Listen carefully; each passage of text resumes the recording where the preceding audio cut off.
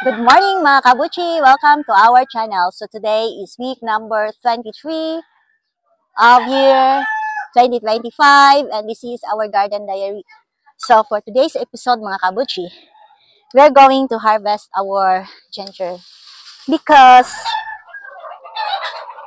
we are going to have this ginger for our bantayan trip mga kabuchi. So by next week mga kabuchi, I may not be able to give you a garden update mga kabuchi. Or we will kuan mga kabuchi. I'm not sure what to do pa mga kabuchi. I have not decided yet if we are going to have a weekly garden vlog next week or we will just give you a kuan lang mga kabuchi. Bantayan update. So basta mga kabuchi, mauna to siya. So today we are going to harvest this ginger mga kabuchi and I hope mga kabuchi that we can harvest ginger mga kabuchi enough for our Bantayan trip mga kabuchi. So we will be in Bantayan starting Tuesday. So by Tuesday mga kabuchi, we will be in Bantayan Island until Sunday. So 4 days, 3 nights stay in Bantayan mga kabuchi. So ginger mga kabuchi will not bear you fruits. Instead, they will give you rhizomes. So these rhizomes mga kabuchi will be useful in our kitchen. Hello. Mga kabuchi, hala, asa man ginger ni? Hala. Asa ginger ni? So mga kabuchi, as same as usual mga kabuchi, I always have a hard time harvesting ginger mga kabuchi. Hard time should always. So after this one also mga kabuchi, we will be planting ampalaya. So we will replace our ginger mga kabuchi with ampalaya. I already have one ampalaya here mga kabuchi and currently it has 2 fruits mga kabuchi. Pero small jud siya mga kabuchi. I am planning of kanang buying again another set of ampalaya seeds mga kabuchi. Because my ampalaya here mga kabuchi bears small fruits. Maybe because the seeds I was not able to have good seeds siguro mga kabuchi. So basin important jud kaayo that you will have a good seeds mga kabuchi. So even though I am using this garden fork and garden spoon siguro rin mga kabuchi, I'm still having a hard time. Barugan tani mga kabuchi. Kay di madalag smile. Hala. Ay, naputol. Naputol man mga kabuchi. Putol na lang. So potol. Naputol mga kabuchi. Ay naku, naputol.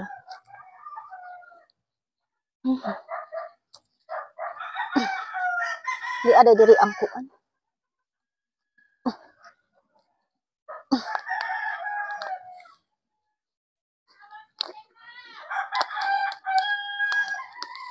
Mga kabuchi, it's a small amount of loya mga kabuchi.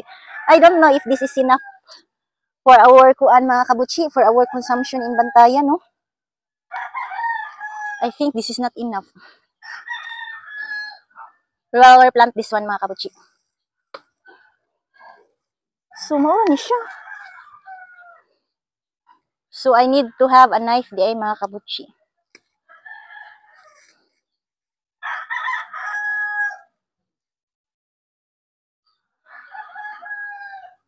No, na-rotten na gani ni siya. Why is it rotten?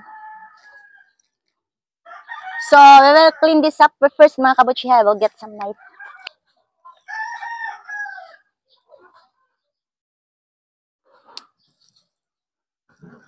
Okay, that one. And this one, let's have it here. Let's cut it here.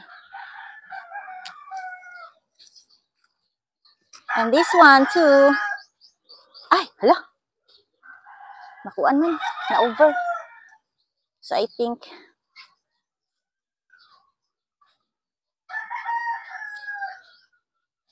so some of the luya mga kabutsi.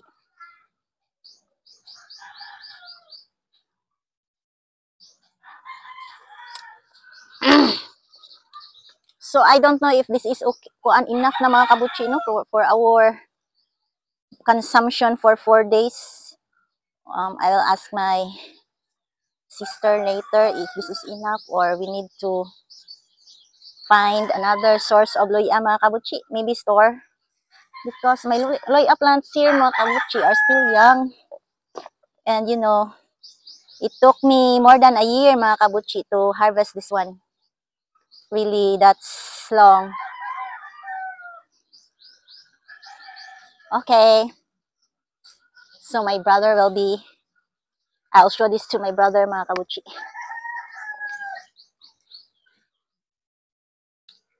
So many eh.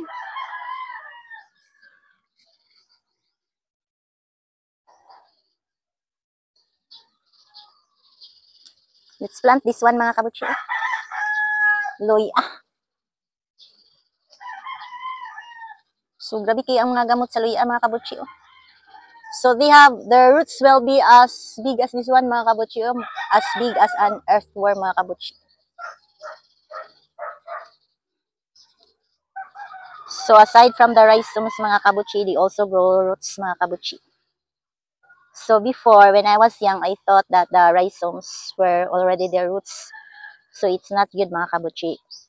Ginger has its own roots, just like any other plant mga kabutsi.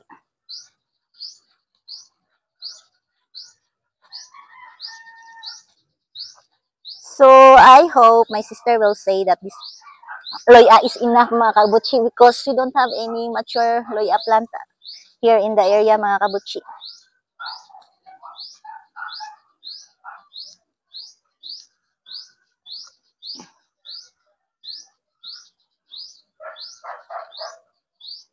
Wala, pwede siguro siya ano. I think we need to separate this or I don't know if we can separate this. Separate.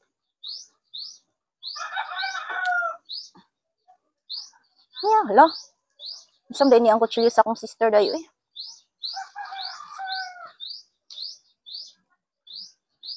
So I think we need to take some mga kabutsi, no? I don't know if mabuhi na siya. Basta hindi. Mabuhi siya, di okay. Well and good. Kung di siya mabuhi, oh. Charge to experience.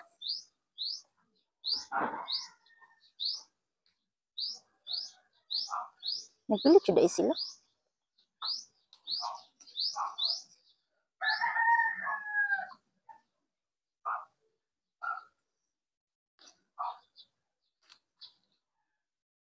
Meow, meow, meow, meow. I've been planting luya mga kabutsi, but most of the luya that I plant mga kabutsi died man. But it's okay, some are still there mga kabutsi. So I'll just have to check. So those luya that did not survive mga kabutsi, I'll just have to replant mga kabutsi. Anyway, I don't mind kuan mga kabutsi. Not having, I'm already satisfied with the available ginger I have in the garden mga kabutsi. So if ever the additional luya that I planted mga kabutsi will not prosper, then I'm okay. It's okay mga kabutsi. They are of the same family. So mga kabutsi, I think bisisip na gid mga kabutsi. Paano ko glapok mga kabutsi? So I think this is the ginger na mga kabutsi in its totality.